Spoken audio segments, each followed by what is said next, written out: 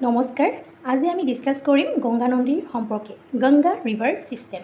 গংগা নদীৰ উৎপত্তিনো কেনেকৈ হৈছে আৰু ইয়াৰ যিবোৰ প্ৰয়াগ আছে আমি সেইবোৰ বিষয়ে আলোচনা কৰিম গংগা নদীৰ উৎপত্তি দুখন নদীৰ মিলনৰ পৰা হৈছে এখন হৈছে ভাগীৰথী নদী আৰু আনখন হৈছে অলকানন্দা ভাগীৰথী নদী গংগোত্ৰী হিমবা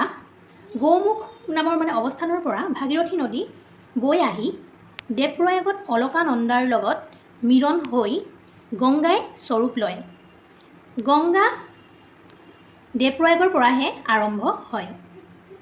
ভাগীৰথী নদী ক'ৰ পৰা উৎপন্ন হৈছে গংগোত্ৰী হিমবা আৰু অৱস্থানৰ বিষয়ে যদি কয় তেতিয়া হেতু কি হ'ব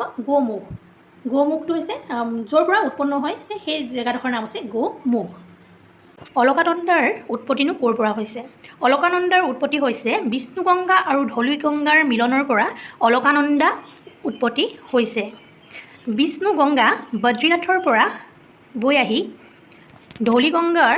ধলিগংগা নদী নামৰ নদীখনৰ লগত মিলন হৈছে আৰু সেই মিলন হোৱাকে কোৱা হয় বিষ্ণু প্ৰয়াগ আৰু এটা কথা আমি মনত ৰাখিব লাগিব যে নদীৰ গভীৰতা চাইহে নামকৰণ হয় যিখন নদীৰ গভীৰতা বেছি সেইখন নদীৰ নামেৰে নামকৰণ হ'ব ধলিগংগা আৰু বিষ্ণুগংগা যিখিনি ঠাইত মিলন হৈছে তাক কোৱা হয় বিষ্ণু প্ৰয়াগ আৰু ধলিগংগা কামেট হিমবাহৰ পৰা ওলাই আহিছে সেইটো আমি জানিব লাগিব বিষ্ণু প্ৰয়াগত অলকানন্দা সৃষ্টি হৈ বৈ আহি নন্দাকিনী নদীৰ লগত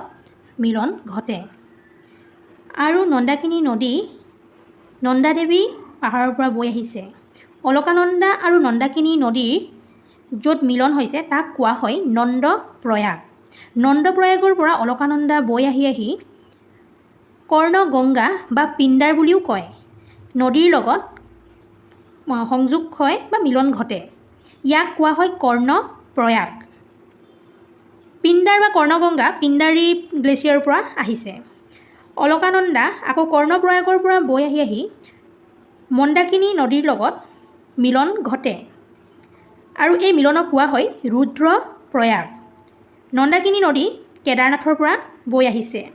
আমাৰ হিন্দুসকলৰ চাৰিটা ধাম থাকে যেনেকৈ কেদাৰনাথ বদ্ৰীনাথ এইবোৰ কি একোটা ধাম পুৰীত আছে এইবোৰ কি হয় ধাম ইয়াত এটা ইম্পৰ্টেণ্ট কথা আছে ভাগীৰথী নদীৰ ওপৰত কোনটো বান্ধ আছে সেইটো হৈছে তেহৰী বান্ধ ভাগীৰথী নদীৰ লগত বিলাংগনা নদী এখন সংযোগ হৈছে আৰু তাতেই তেহৰী বান্ধ আছে এইটো প্ৰশ্ন খুব আহি থাকে কম্পিটিটিভ এক্সামবোৰত ইয়াত devprayagৰ দৃশ্য দেখুওৱা হৈছে